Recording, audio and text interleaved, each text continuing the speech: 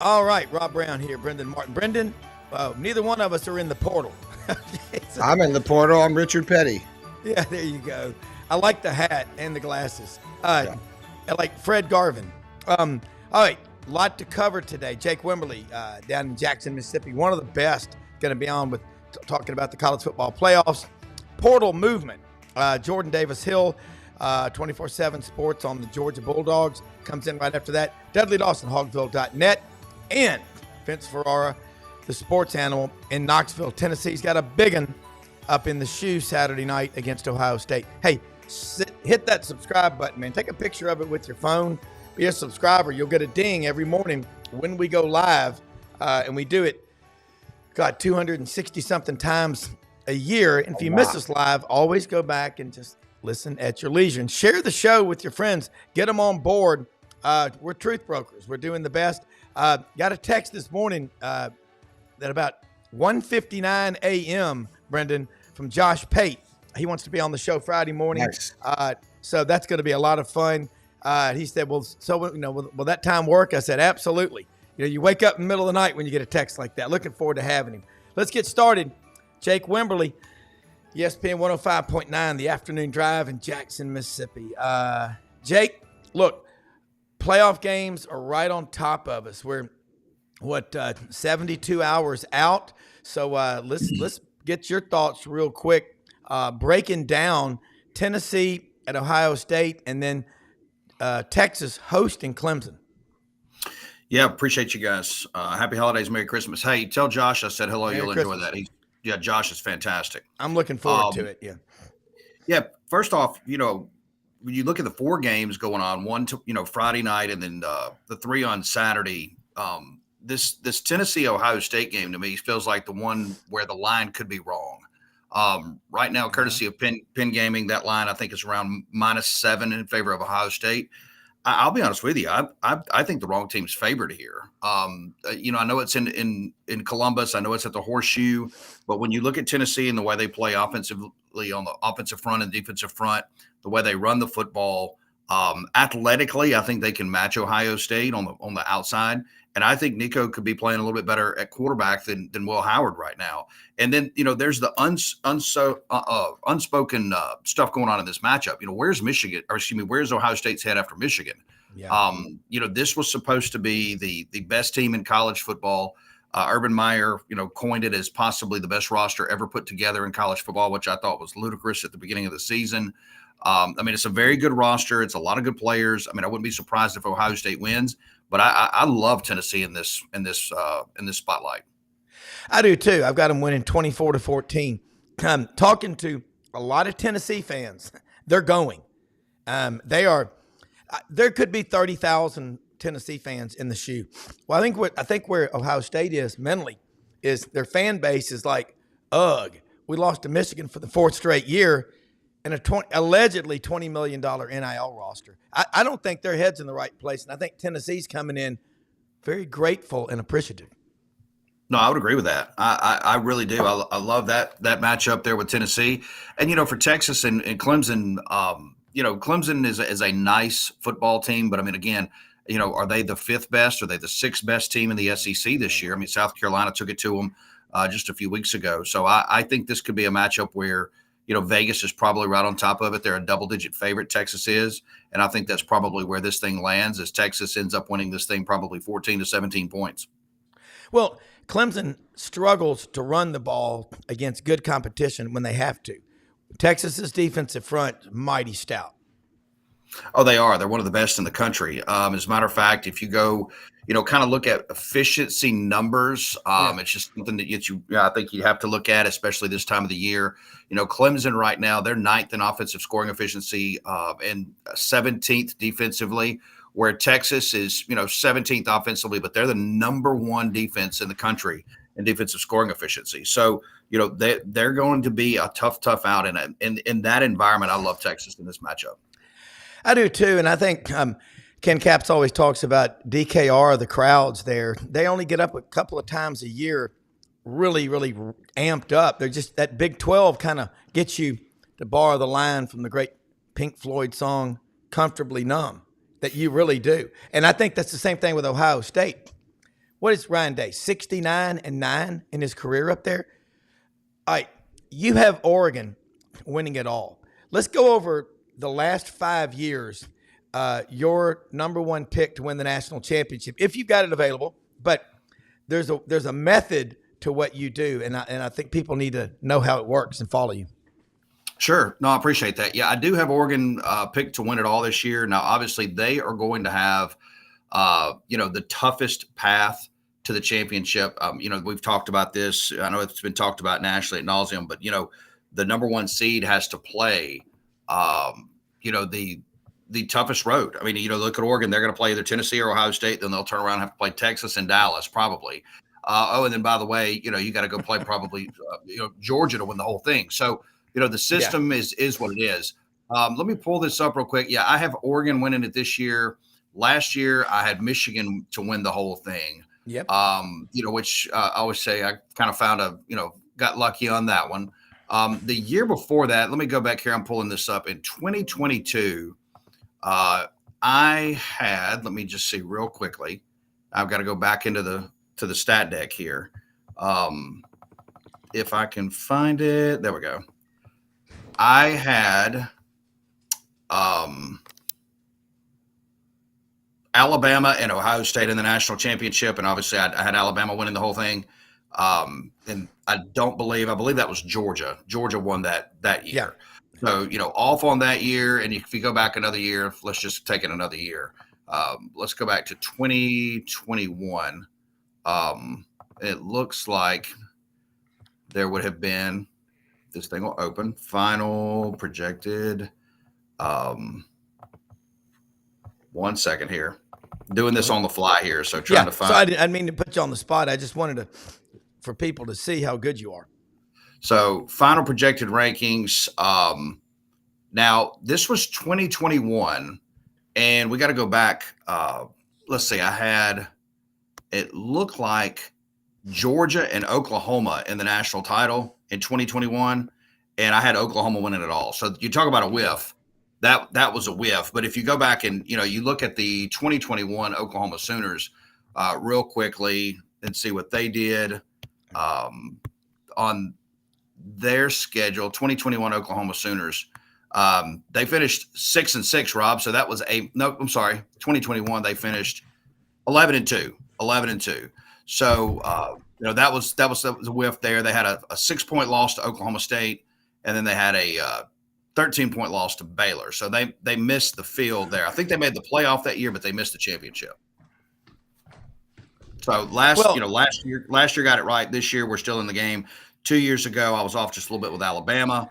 And then the year before that, Oklahoma, giving Lincoln Riley too much credit in a position that he is obviously whiffed in. Yeah, and his brother at Clemson, that is not – I just don't think that's a good fit. It's not what you have to win in college football. They've got to have a running game. Without it, you're running blind in the night. All right, so you had Georgia and Oklahoma there together. You had one of the teams, but not so much on Oklahoma. I'm gonna tell you right now. You look at Boise State, and we know they got it backwards. Why is Boise State getting a bye? I would rather have a home game than a bye if I'm one of the top 4 teams, Jake. Oh, absolutely. Yeah, I would too. And I was looking back one more year. 2020 was such a weird year. I believe it was Clemson coming off that year in 2020, taking on Ohio State, but it actually ended up being Ohio State and Alabama. So anyway, I'm getting lost in numbers over here. But no, I would agree with you. I would rather have a home game than one of the byes too. I mean, if you're looking at Penn State, for instance, Penn State gets a great matchup with SMU. They should win. Wouldn't be so surprised to see SMU come in there and maybe ding them. But then if you win that ball game, then you've got a pretty good matchup in the second round. So it looks like if you're in that 5 seed, 6 seed, 7 seed, you may be a little bit better than 1 or 2. Well, and I looked at the comparative numbers on Jennings, the quarterback for SMU, and Drew Allar at Penn State. It's amazing. They're almost identical. What about SMU? I don't know. They look really small on the field against teams like Clemson, and they will against Penn State, but they're quick. No, they're extremely quick. I guess you could say the problem, one of the things you got to ask yourself about SMU at this point is, they're 22nd in the country in offensive scoring efficiency, 11th defensively. They can get bogged down a little bit offensively. And then you start asking yourself, do they have the talent, pound for pound to match up and run through this thing, with Penn State, and then the turn around and go to the next round, and then turn around and go to the next round. I mean, I think Rhett Lashley's done a great job, worked the transfer portal. That's a really good program.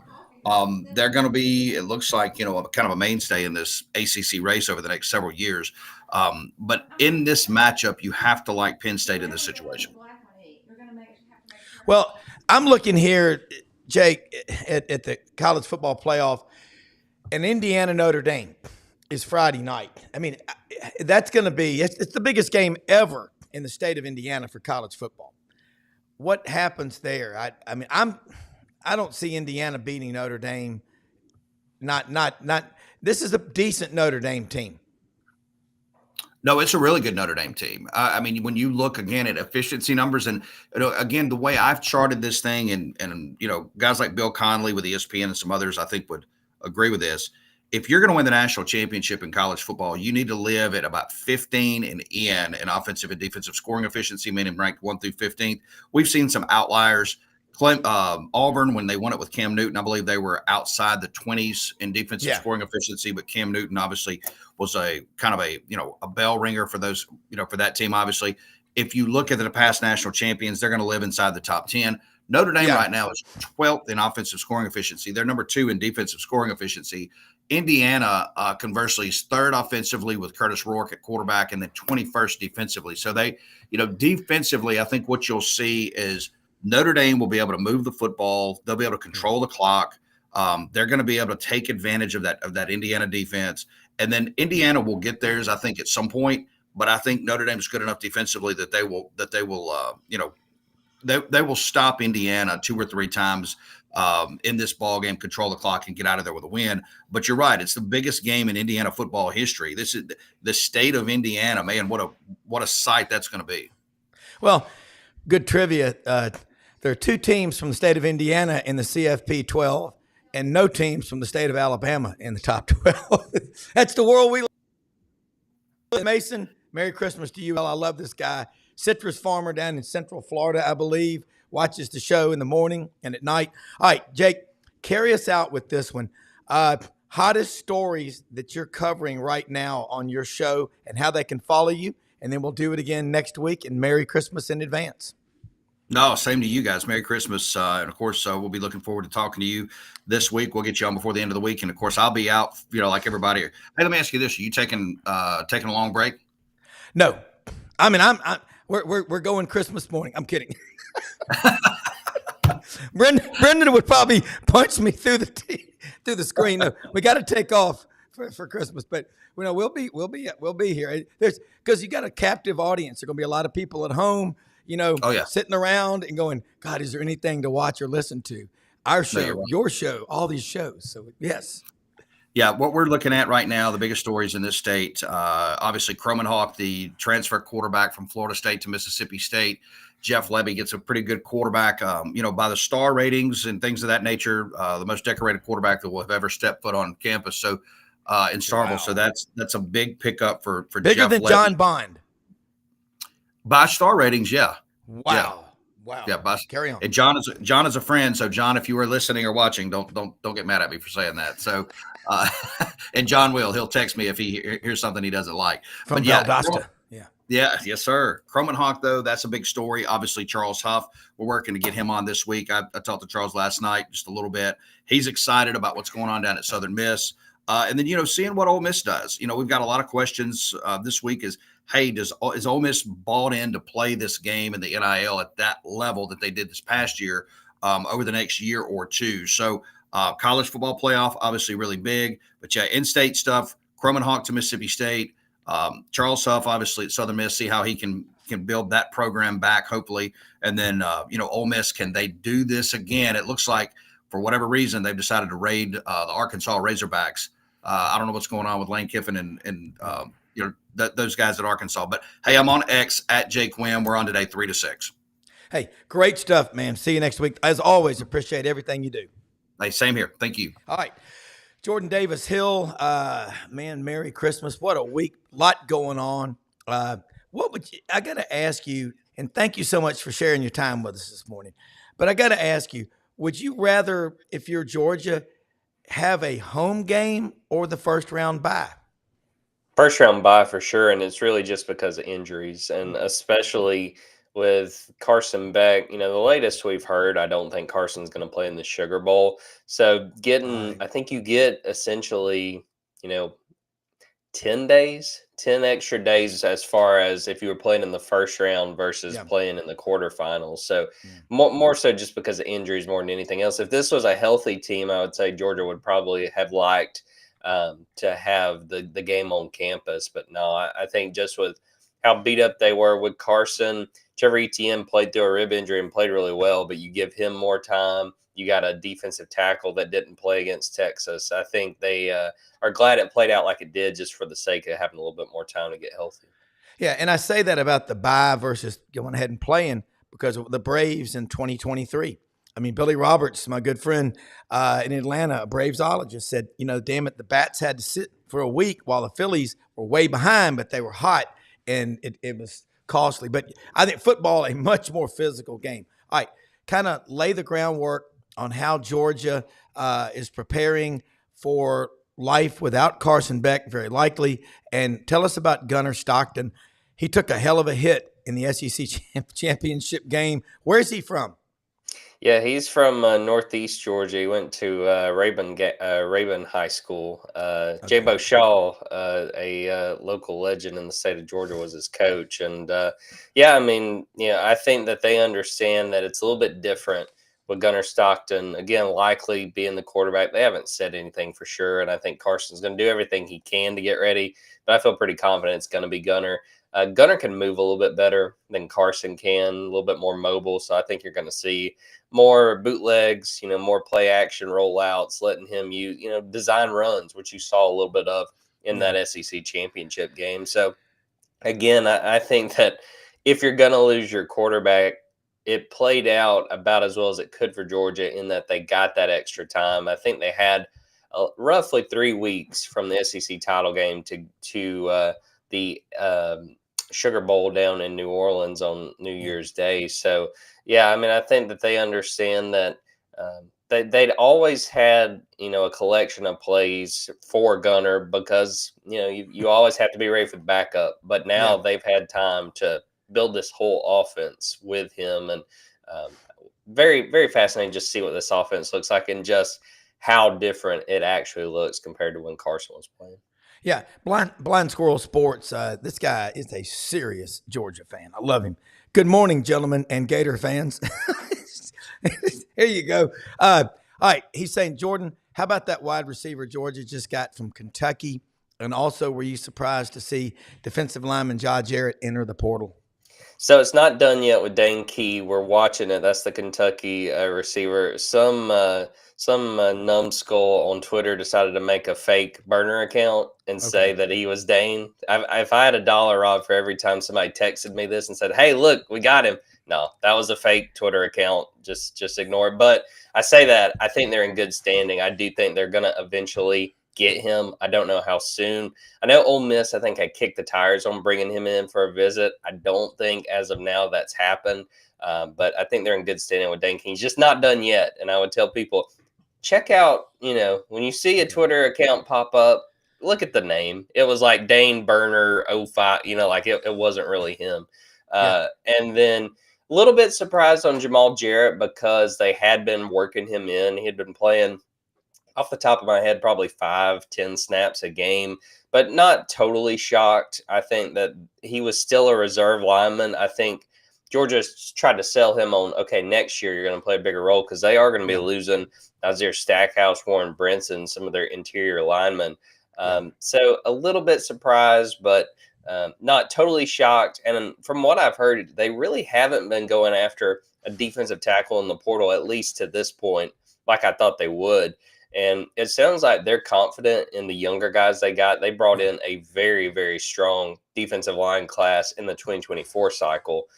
So I think unless just a no-doubter all SEC caliber defensive lineman goes in, I kind of think they're fine with standing pat and rolling with the younger guys that they got. I think we ought to do a podcast here soon and maybe get you on here with Jordan. Jordan, you would be great. And Brendan knows more about X and all these burner accounts and all the stuff. But great point you just made, because there's so much crap coming out now. And I get people texting me and calling me. Thank you for addressing that. All right. So you look at this Georgia team. They don't have the big breakout guys on the edge, wide receiver, tight end, but they've got guys that just step up. Georgia seems better when they're cornered. Okay, so they're going to come out in this game. We know who they're going to play. They got a tough path, but this is just where Kirby's at his best. And I think this is the best coaching job he's done in his 9 years at Georgia, hands down. Agree or disagree? Totally agree. I mean, because the thing that we talked about, we've recorded for a few days before Christmas, just like an awards podcast, and we were talking about words to describe this season. And it's just resiliency is one of the ones that stands out. I mean, there's a number of times, Rob, where we've been in games watching this Georgia team and something happens and you're just like, yeah, they're going to lose this game. And a key example was, I think there was like 6 minutes left in that Georgia Tech game, and Haynes King drives them down and scores a touchdown, puts them up 2 touchdowns. And we're like, yeah, I mean, they just lost this game. Like there's just no way. They haven't moved the ball consistently all night. And now you're going to tell me they're going to score 2 touchdowns in like 6 minutes. Yeah. And lo and behold, they did it. Dan Jackson forces that fumble right before the 2-minute warning. And they just continue to find a way. So if I've learned anything from this team, Rob, I mean, I've counted them out several times. I've picked against them. I picked Texas in the SEC title game. You can't count them out in the middle of a game. Even if they get down, go back to that Alabama game where they get down like 30-7. You can't count them out. And you just have to keep watching to see. And maybe eventually the clock's going to work against them and they just don't have enough time to come back. But they're not going to just lay down and die. And I do think that that's a very commendable trait for a football team. Georgia reminds me of an energy stock like Duke Power, Duke Energy, that I recommend to people. Say it always pays a dividend, and everybody's got to turn the lights on. If you're selling a water and sewer revenue bond, how are you going to pay for it? Well, everybody's got to flush their toilet. Georgia, I've stuck with them all year. I picked them to play Ole Miss for the championship. I picked them again to beat Texas. They found a way to do it. I missed plenty. Trust me. This has been the best team in the conference all year. And I think what separates them is that front seven, as they get healthy, and you talk about the extra 10 days, that makes them better than any team in college football, the healthier they are. And 10 days you're right, it's going to make a big difference. Oh, for sure. And yeah, that front, and that was a big reason I was kind of wary of picking Georgia in the SEC title game, because Christian Miller wasn't playing, and that defensive line especially had been kind of hit and miss. But it's like when they turn it on, and they did it again against Texas. They had done it the first time. They had in that October game 10 tackles for loss, 7 sacks. I don't remember the numbers from Saturday, but they were super productive again at getting after Quinn Ewers. And that Texas run game that had been red hot, did practically nothing. They did such a good job. So, yeah, those fronts, and again, with the offensive line, you gave them additional time to get healthy. Ernest Green had come back a little bit in that SEC title game, but he's been dealing with a shoulder injury. You had Dylan Fairchild playing through injury, not practicing a ton, but getting out there and playing in games. I think this time was huge for Georgia. And it's one of those things where, I'm not going to say they can't win the national title with Gunnar Stockton playing quarterback. Yeah. But if you had your starter, you'd be like, man, they are set to just roll through this thing. It's not going to be easy, but I think Gunnar showed you he's up for the moment in that Texas game, and we'll see if he can follow that up in the Sugar Bowl. Yeah, and I agree with Blind Squirrel. Everybody was Texas is really good, but that's a big deal for Georgia to win. All right, real quick before you go, a couple of more. Mike White, Georgia basketball. What a start for the SEC. But let's talk about what's going on at Stegman Coliseum. Yeah, 9-1. This is only the second time since 1996. Rob, I don't want to date you or anyone else, but I was 2 years old in 1996. That they have started a season 9-1. Did a good job, 73-68 win over Grand Canyon on Saturday in Atlanta. This is a Grand Canyon team that's made the tournament 3 of the last 4 years. So That's right. this isn't a bad Grand Canyon team. They've taken care of business. They're in good position. Grand Canyon was their last, I would say, real challenge in non-con play. They got Buffalo, they got South Carolina State, and I think there's one more. But it's all games they should win. And to go into SEC play, if you take care of those games, 12-1 is huge because the numbers the rest of the SEC has put up along with Georgia is absurd. I mean, they say every year when we get Mike White going into the year, he always talks about, man, this SEC is better than ever. And, sometimes you see it. So there's no denying this might be the best year of SEC basketball. I mean, at least in the modern era and probably ever because of the commitment by all 16 teams. So we were looking at Georgia, the start of Georgia's SEC slate. It's absurd. I mean, ranked games against Ole Miss, Oklahoma. One of the breaks early is at Arkansas, and that's no break with John Calipari and those guys. So it's not going to be easy in SEC play, but they've done a very good job to this point in non-con. Oh, one thing about Georgia, I mean, hell, when I was in school, they were really, really good. And I've been to Athens 25, 30 times over the years. It's a fun-ass place. People say the fans there don't care about basketball. You heard the same thing at Ole Miss. Heard the same thing at Auburn. Look what happens when you make a commitment. Georgia doesn't lack resources. They don't lack money. And they damn sure don't lack talent. How they do in state, especially in Metro Atlanta, which is its own country. Well, to be honest, they haven't really hit Georgia hard. They've done a good job plucking guys from Florida. Now, I will say they got some guys from Overtime Elite in Atlanta. And the big one is the guy that had the best game against Grand Canyon, Samto Surreal. He is a center. Wow. And I will say this about Georgia and Mike White the last couple of years. They've done their best at picking guys who signed with teams and then, in like February, March, April decide I'm not going to go to that team. Silas Demery Jr. had signed with USC. He's a point guard. And, one of their veteran guards decided he was coming back for another year. Silas is like, all right, I want to open this back up. Georgia gets him. And then Samto, the guy that I was just mentioning, I want to say he's 7 foot, had signed with Kentucky. He was Kentucky's first commit in the 2024 cycle. John Calipari leaves, and he's like, look, I'm going to open this back up. Georgia gets him. He has been tremendous. Several blocks a game. Had, I think, like 5 dunks in that game against Grand Canyon. So, kudos to them. They really haven't, I would say, prioritized the state of Georgia. And even going back to when Mike was hired, he would say, look, we want the right guys. We don't really care, if they're in Georgia or elsewhere. But they've done a great job, I would say, from January on, especially. If there's movement with coaches and whatnot, Georgia's jumped on some highly talented guys, and those guys have really been stars since they got to Athens. Well, they've got the fan base, and they're right near Atlanta, one of the top basketball cities in America. So Mike White played at Ole Miss, coached at Florida.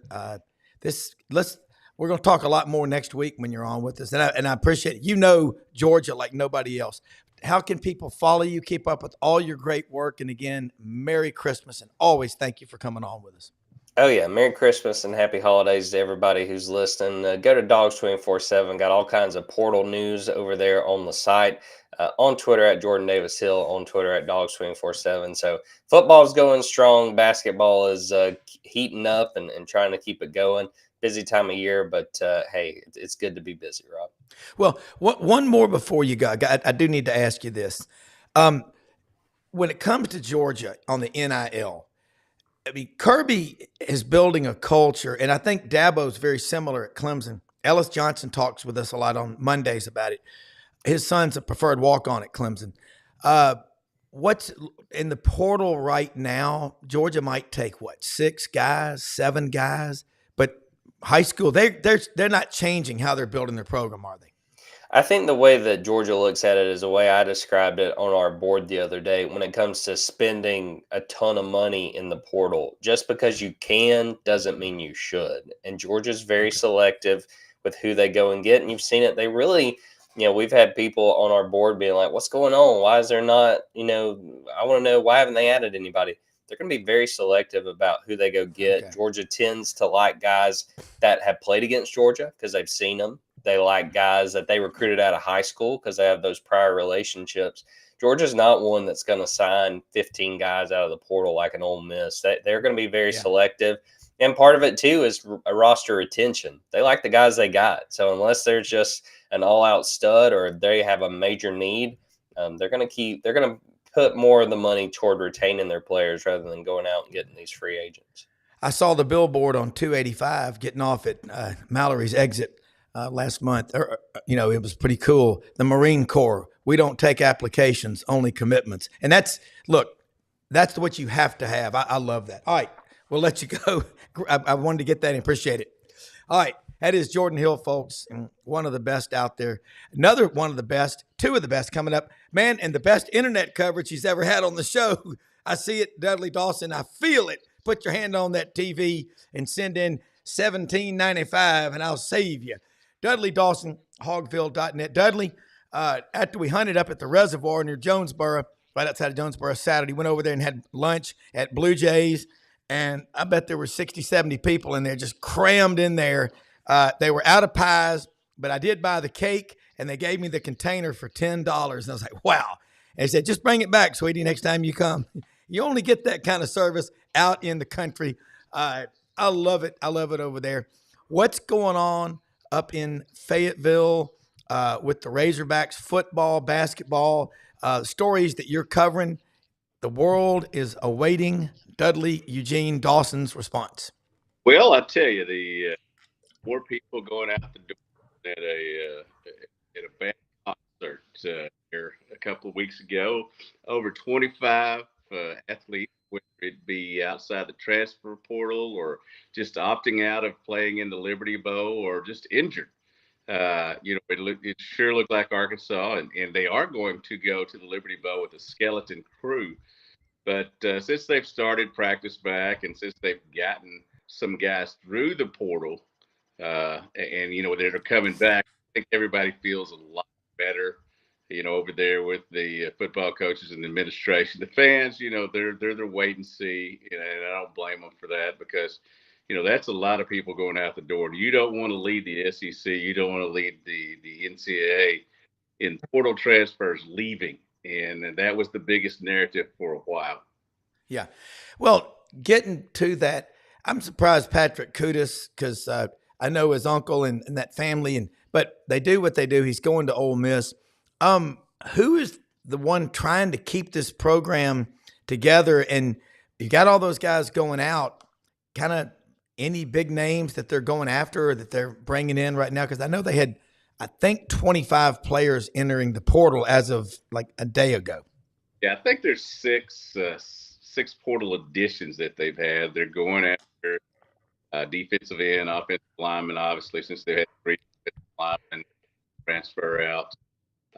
Going after some linebackers. I mean, it's pretty much spots all over the place. The 25 athletes were spread out over the course of, each level of offense and defense. So it's a pretty much a situation. And I was just listening to your last guest there. Unlike what he's saying, Arkansas has decided to spend more money on its portal class than keeping its players.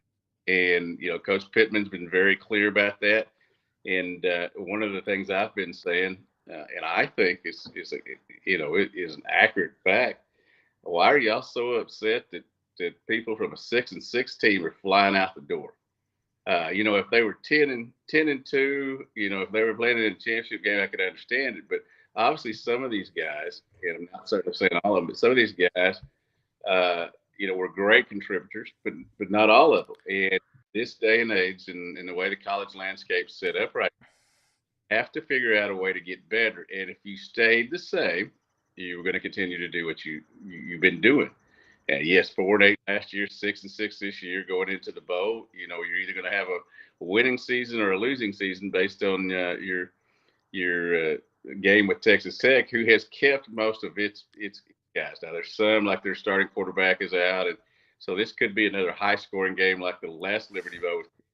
And I'm looking forward to it. I look forward to every bowl and every competition and such like that. But it is a program in flux up here. And the only way to put it, I can't tell you whether they're going to be really good or not next year, whether they're going to be really bad, because they still probably have 20 plus folks to bring into this program. And the portal ends. The portal ends. Period ends here.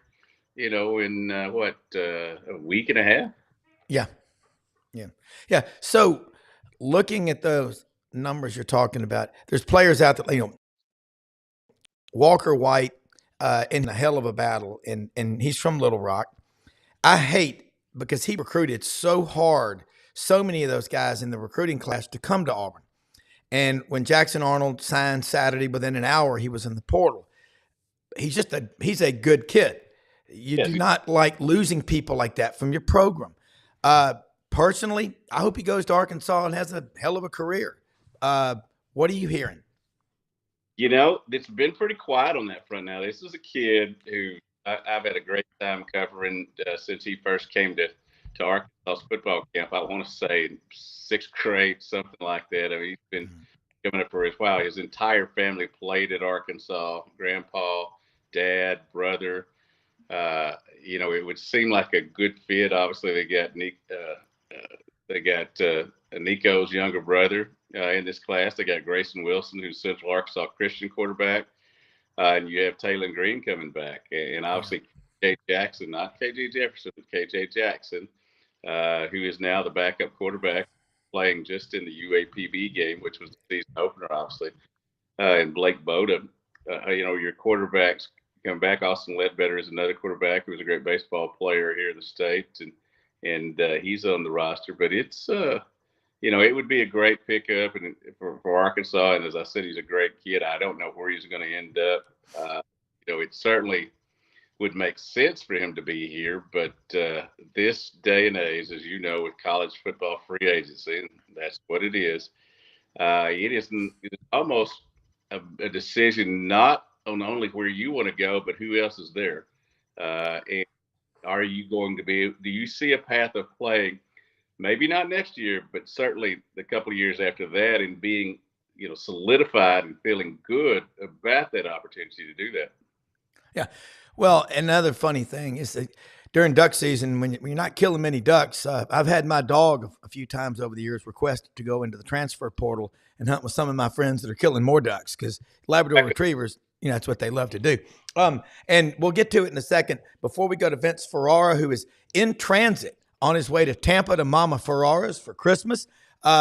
One more question, Dudley, before we start back and forth. And I love this chemistry. Are you concerned about Ole Miss allegedly tampering with Arkansas football players? Don't know enough about the total situation to cast aspersions, let's say that, but it sure is weird that Arkansas seems to be serving as a minor feeder pro. Yeah. Okay. Vince Ferrara, good morning. Tennessee, big one Saturday night. I'm just getting the feeling there's going to be 30,000 or more Tennessee fans at the shoe. I think I won't be surprised at all. I've got, and hopefully we won't lose you. If we lose you, we'll bring you back next week. But give me your thoughts and what you think is going to happen Saturday night in the Horseshoe. And snow or sleet, whatever, I think the Tennessee players are going to embrace that weather and not let the moment be bigger than it really is. Vince, can you hear us? Make sure your Bluetooth is off. Yeah, that might be the situation. But Dudley, before we go back to Vince, I got another one for you. And I want to ask you this. Sam Pittman, what we've heard, hip replacement. surgery. Has he had it yet, or is he waiting? I mean, I got a friend I ride with, and he had his hip replaced, and he was out for about 8 weeks before he got back on the bike. And the first few times he rode, he was nervous as a long-tailed cat in a room full of rocking chairs. He had it 2 days after the season was over with. Okay. 3 days. From all indications, and we've had one press conference with him since then. Walker has gotten to a point where he can started walking pretty good, and the week he planned to be walking off the football field, or at least that's what he said during that last press conference. It appears everything went well. I know he's excited about the opportunity to coach without pay, and it had gotten really bad for him, and he wishes that he had done it before season and maybe during spring practice last year instead of waiting now. But he's going with what he's done now, and to all what he's told us is he feels much better, and the opportunity to and we all know this as we get older, the opportunity to do anything without pain is a joyous occasion. Yeah. All right. Vince Ferrara, the mobile raving correspondent. Let's talk about that Tennessee-Ohio State matchup. I bet you had a great show this morning. There's a lot of anticipation. Audrey's cousin Mark said that every Tennessee fan he knows, somehow a lot of them got into the Ohio State system, and a lot of their fans are unloading their tickets. I see Tennessee going up there and getting a W Saturday night. Snow, whatever. I don't care. They're going to love it. It is amazing. Great to be on with you guys again. It is amazing how many people I hear, neighbors and people that, I talked to at Thompson Bone Arena, Food City Center last night, or co-workers, like so many people like, yeah, I'm going to the game. I got tickets. So it's impressive. And you hear some of these numbers. Barrett Sallee put out like 35% that he thinks might be Tennessee fans. I did the numbers on that based on their capacity and the allotment that Tennessee got. Tennessee only got 3,500 tickets. So you're talking about, in order to get to 35% of the capacity, 26,000 is what the total number of tickets that Tennessee would have to acquire from Ohio State in various forms. And so that just sounds like an insane, unreachable number. Even if they're mad at Ryan Day, give you a break. You're in the college football playoff. You have a chance to win it all. That would be wild. But if anyone can pull that off, you guys have seen it. Tennessee on the road, man, whether it's a bowl game or now a college football playoff or just a regular season road game, man, they bring it. They took over Baton Rouge a couple of years ago, and they closed that bad boy out. So, Tennessee fans will travel like no other. So, could very well be more orange atmosphere that people are ready for around the country. Well, I like this comment. I heard Tennessee, Vince, I've heard Tennessee fans are hoping to checkerboard the shoe and plant a power T flag at midfield after the game. If this happens, will Vol fans face a felony charge? That's a great question. Yeah, they're trying to pass that bill, which is ridiculous. Use your time towards something that really matters. But I guess anything to garner favor with the constituents, I guess. Yeah. Let's be yeah. And obviously, Ohio State has been a tremendous football program over the years, but their fans are currently in a state of flux. I guess we would say they're bored. And yes, they're in the college playoffs, but they're bored. They want a big segment of the fan base does. They want better Christmas, and you can get really good presents if you sell your tickets to this game. I agree. Arkansas, when it's been good at any sport, has taken over arenas, whether it be Dallas in the Southwest Conference, the College World Series, different bowl stuff. It's amazing how many fans who can cry poverty will all of a sudden acquire generational wealth to get tickets to go somewhere. Yeah. Yes, if you got it, spend it however you do it. But I don't. I certainly am not in those tax brackets to have the kind of money to pay for that. And look, you got to figure out the next rounds too. Potentially, how many other people are just waiting around in case they do advance? So it's the crazy new setup we got in college football. Yeah, and you look here at these matchups. It's you could be playing 4 games. That is a lot of money. And if you try to get a flight a day or two before going somewhere, you are going to get just scalped. That's the problem. And I don't know if there's any way to do it. Hell, life isn't fair. That's just how it goes. Dudley, you look at what's going on right now in the portal. You've got guys actually saying they're leaving that are still practicing with their teams for these college football playoff games. Hell, I wouldn't trust those guys. Would you? Yeah, that's an interesting. And Texas Tech is one of those teams and programs that is allowing kids who are going to get into the portal or who have gotten into the portal to go ahead and play. It's a slippery slope there. It's a different atmosphere, a different commitment level, or whatever than it was for us back in the day when you started something, you finished it. Whole new landscape here. Arkansas has nobody that's in the portal that is playing or practicing or going to play for the game. Coach Pittman said, unlike the stand took a long time ago, he would allow you to come back if you got into the portal and decided that's not the thing for you, if you left the right way. And apparently leaving the right way is telling the coach you're getting into the portal, not putting it on social media and surprising the coaches, which has happened a lot. And then you've got the whole thing of getting in the portal in the afternoon, getting out of the portal in the evening, and getting back in the portal 2 or 3 days later. And that's been a deal here. And I think we may have talked about this last week. They need a general manager, which has become, I guess, a norm here. College football is starting to become norm, to keep this messaging over there a little bit better than it has to be, because it's been, using a word my grandpa and granny used to be, willy-nilly about how things have been coming out of the complex over there. Yeah, Vince, Tennessee, when Jeremy Pruitt left, it was a mess. 38 players went into the portal. There were 4 that got out of their national letters of intent, and then 2 medically retired. So do the gazendas there. That was 44 players, more than half your roster gone. And in the first year there, Josh Heupel won 7 or 8 games. We all remember the Purdue game and the Music City Bowl. But what's going on with Tennessee?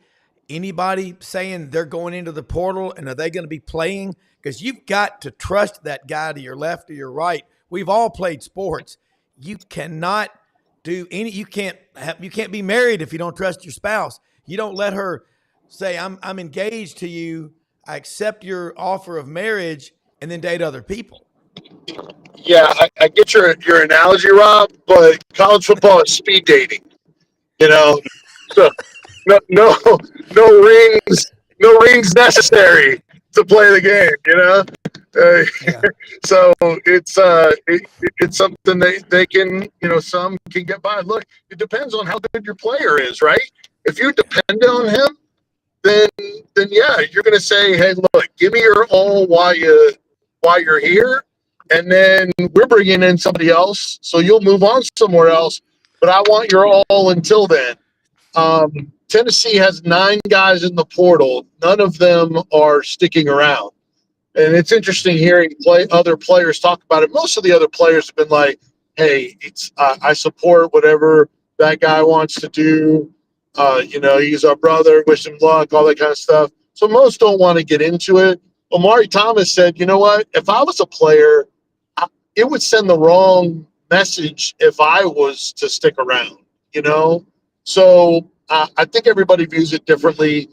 Thankfully for Tennessee, it hasn't been any starters or any significant guys that have hit the portal. It's guys that are wanting more playing time, I'm sure, and or better NIL deals. It comes down to one of those two things for the most part. I guess you could potentially have, some family circumstances for other guys, but 9 in the portal. Maybe the one that's played the most is Jalen Smith, linebacker that's been in the rotation more and more as the year has gone on since they lost Keenan Peely earlier in the year. And then the other one is Chaz Nimrod. He is a third-year receiver, and Dudley's probably very familiar with him. He's an Arkansas kid, 4-star coming out.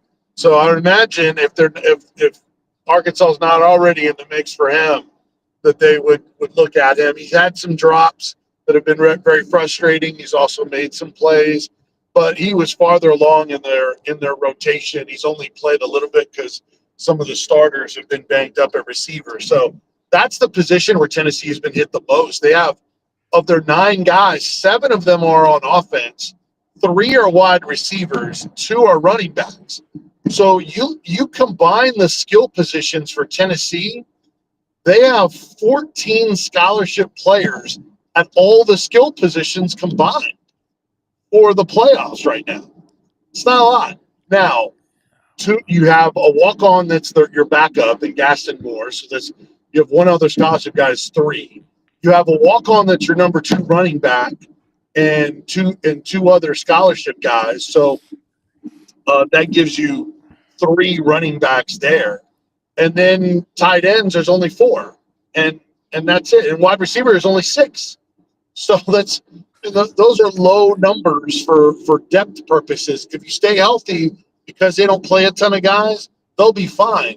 But you could end up putting some freshmen on the field that haven't played a lot or much at all. Rob, one of the things I want to point out is that, and I think it's smart enough, but getting negotiated situation now with some teams, especially those non-playoff things. As we said, Braylon Russell bounced in and out of the portal several different times. Arkansas has gotten to the point, and as I mentioned earlier, they're using more money on bringing kids in and keeping them. But there are a lot of kids saying, hey, if I come back out of the portal, can I have this amount? In Arkansas, in many situations, which is not something that I think a lot of people think, but Arkansas in many situations said, no, you need to go on and go because we're not going to meet that number.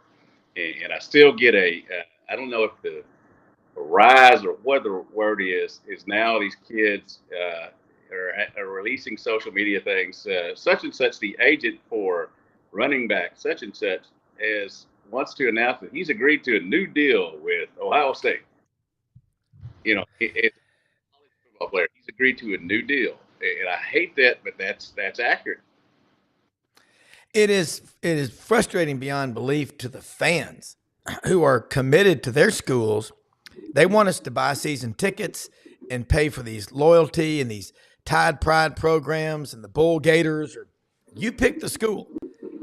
And then these players will just leave in a heartbeat with the money that the fans have get. At Tennessee, you don't have a choice. They put that surcharge on, Vince. And I don't know what it's kind of like if you're a lawyer and you're settling a big estate, you'd rather pay yourself before you send out checks to all the beneficiaries versus having to go to them and say, hey, would you send me back money? What are the 3 biggest lies? Honey, I'll still respect you in the morning. Hi, I'm from the government and I'm here to help you. And the third one is the checks in the mail. It's kind of, both of y'all are right. Speed dating, there's no commitments or anything. Gut prediction. In the next less than 3 years, this is all going to flip because the money will dry up. Quinshon Judkins. I don't know what Ole Miss was paying him, and I don't know what Ohio State offered to pay him.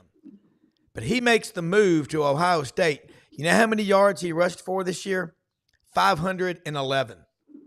Vince, I'd be madder than a wet hen if I was an Ohio State fan. Yeah, both. Let's be honest, though. You're right, Rob. There are guys that are making decisions for themselves. But we cannot be naive to think that schools are not upgrading through the transfer portal and telling some of these kids, hey, appreciate you guys. Move on. Ohio State may have done that with Kyle McCord, right? They thought they were going to be able to land whoever they wanted. Well, they were after Cam Ward. They ended up with Will Howard. It sounds like they may have told him, we're good. Thanks for what you did. And then look at the year you had at Syracuse. So these schools sometimes are telling the kids, hey, take care, brush your hair. We're going to get somebody else. So I'm not saying that's the majority of it. The majority is our guys looking for more playing time in NIL, but that kind of stuff happens too. So schools aren't clean in this aspect of it too. Now, to your prediction, it's so hard to say until we see what the settlement, what it looks like, how it's executed. I guess it's better that it's more controlled by the schools, but it's more controlled by the schools. Are the schools then going to make more NFL type roster decisions? The players are going to get the short end of the stick on that they're not right now. I don't know. I mean, it's still going to continue to change from what it's been. Yeah, and Vince, I'm glad you pointed that out. And Dudley, your thoughts? Professors get tenure. I don't like that. I mean, we don't get tenure. None of us do in our careers. You got to show up, do a gut check every day, and prove yourself. Dudley, along the line of what Vince just said, the universities, they're making money. They are. But processing kids out used to be at the end of every year when I was in college and you were in college, Dudley and Vince. At the end of the year, my friends at Auburn had a meeting with their position coach, and they may be talking to the big guy. And they showed them where they fit in on the depth chart. And sometimes it'd be like, look, we don't have a number 6 on the depth chart, so I'll be glad to call friends of mine at a D2 or D3 school or the monastery. Maybe you should discern the priesthood, but you're never going to play here at XYZ school. And there's a way to handle that. It's like in business. If a guy's in sales and you're giving him leads and he can't sell, he should consider a career selling shoes at the mall or something. If maybe that's too much for him. Yeah, waiving a player found wow in college athletics. I remember when Coach Nolan Richardson, the great basketball coach here, signed 7 players, and we knew he only had 5 spots, and he would give us the phrase, these numbers will always work themselves out. And working themselves out, meaning that I got 2 guys here who ain't playing, and they ain't going to play, and I'm going to tell them they ain't going to play, and they know they're not going to play, and they're going to go play somewhere else. And, that's happened with football too. The only difference, obviously, is that money is very much involved now. Contracts are involved, lawyers, agents, yada, yada, yada, yada. It's a different dynamic, but it's still the same story. You are always trying to over-recruit what you have on campus. And if you're not doing that, then you're committing coaching malpractice. Feelings are cool, but that's you can't have feelings. Can't get all up in your feels as a head coach these days, because your contract is tied to success, and it's even more tied to success these days if you don't manage your salary. Yeah, it is. It's crazy. Like, let me say something real quick before we come back, and then we'll wrap up about our sponsors, and we'll do that actually after we let y'all go. But God, this is a great discussion, and we're going to be getting into basketball heavy. You got Tennessee at number 1. You got Arkansas rolling. John Calipari is going to draw attention if he was coaching at the University of Saturn. That's just the way he is. And he and he's earned that right over the years. And Rick Barnes, Vince, I mean, God, what a year we're on the verge of. Both of y'all kind of leave us with your closing comments, and then I'll come back and I want to say some words about our great sponsors. But great show, guys, and thank you both for, under crazy circumstances with the technology and the satellite issue today, we're pulling it off. So, Vince, kind of tag us out with something about Tennessee basketball. Yeah, that was a culture win, and then winning at Illinois. I mean, the officiating was so tight. 11 players with 2 fouls going into the second half. I mean, and tons of foul trouble. Yeah, Chadson near the leading scorers fouled out. Guy Ziegler fouled out, played very little in the second half, and they still found a way to win despite all that. Jordan Gainey was massive for them. So shorthanded on the road, and would beat the number 1 team. For them to do that in the first close game they've had all year and pass that test against a really good team that probably should be ranked or will before long. That was a noteworthy win and one that shows what they're all about. And Rick Barnes continues to evolve as a coach also. He doesn't just coach his system as players. He adjusts to his players. He was running offense for Gainey because he was the hot hand and guy carrying him. And he's done it for Lanier. He did it for Connect. He can adjust to a game, man. It's really impressive. And man, just basketball, football, excuse me, the Lady Vols are off to also an undefeated start as well. You know, baseball national champions, man. Tennessee athletics is cooking right now. Football obviously carries waves the flag more than anything else. So just can't wait for this Saturday, see what they do and how long, if any, this run can be. Well, look, have a safe trip and Merry Christmas. And you and I will be talking Saturday night, watching that game. Checkerboard, orange and white, 24-14. They did it in the shoe. I said it first. I might be wrong, but I'm seeing it. Thanks, man. Thanks, guys. Appreciate it. All right, Dudley Dawson, let's get your thoughts real quick because, God bless, this basketball season, I love college basketball, and you really know the sport. It's December. And the SEC is flexing in basketball. The SEC right now, and as strange as it sounds, I do believe I'm accurate in saying this, the SEC is getting more publicity in basketball in December than it is in football, even with the playoffs going. Arkansas 8-2, got a game coming up, this weekend. Arkansas's best 2 players, the guys I thought would be Arkansas's best 2 players, are now healthy. They're starting to come on. Arkansas is a pretty complete basketball team, or looking at like it now. I find it interesting that I go one day thinking this could be an Elite 8 Final Four team, and another simply because the SEC is so tough, thinking they're going to be a 9 seed. It is just going to be a SEC basketball season every night when you better win your home games because you ain't going to win many on the road. That's for everybody up here. Yeah. Hogville.net, Dudley Dawson, Merry Christmas, and we'll see you next week. We'll move the schedule around so we can make sure you get you on here. But always you bring your your A game. And it is December 18th, and we are flexing in this conference. And we've got January, February, March, almost 4 months to go. So, it's going to be a fun one. Thank you so much. Christmas to y'all and everybody else. Ho, ho, ho. Thank you so much. All right, Brendan, let's say something about our sponsors. We've got a lot of them. We're very blessed.